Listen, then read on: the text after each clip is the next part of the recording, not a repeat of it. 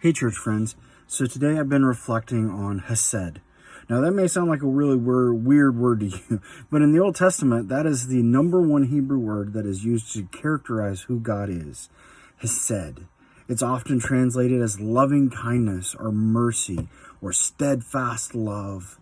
And here's one of the things as I was reading today and I was thinking, it's interesting that in the ancient Middle East that people made covenants with their God, and that people committed themselves to their God. But yet here is Israel in slavery to Egypt. Here's Abraham, who is in his land unknown.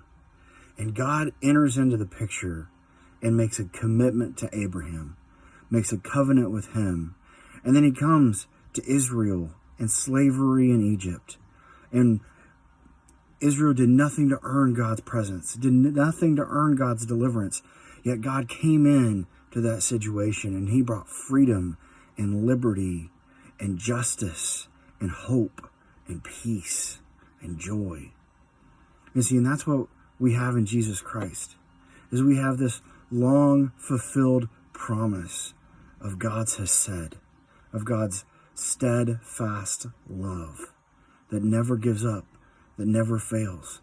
You have a God today that is committing himself to you, that is inviting you to be in willing, loving relationship with him.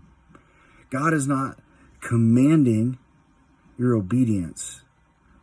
He is desiring your love. And he is doing so not with power or coercion or fear of punishment and judgment. You see, we brought the punishment and judgment on ourselves. God never designed that for us. There's a strange and strong Christian paradigm that thinks I have to stop sinning or else I'm just going to go to hell.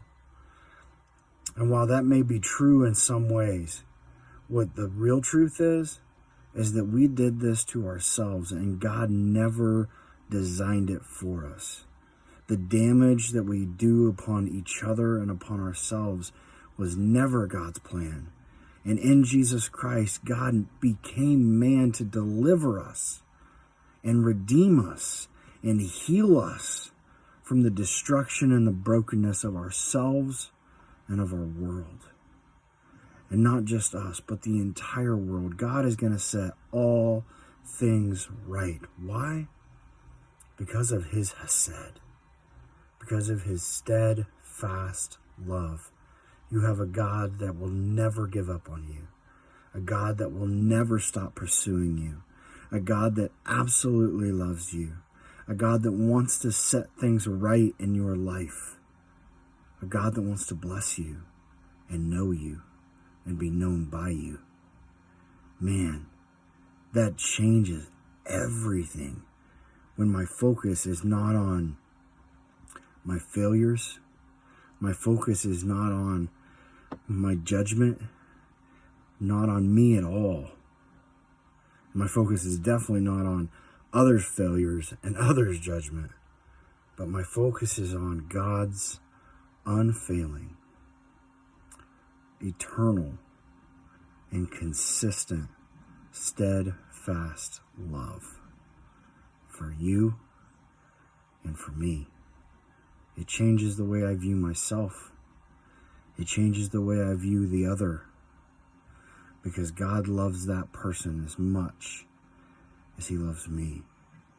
And God will never give up on them, and God will never give up on you. And you, church, are precious in his eyes. You stand ready with an invitation to be present with the God of the universe, the creator of all things, and accept and participate in his steadfast love. God bless you. Have a great week as we reflect together on God's faithfulness and his steadfast love for us. God bless.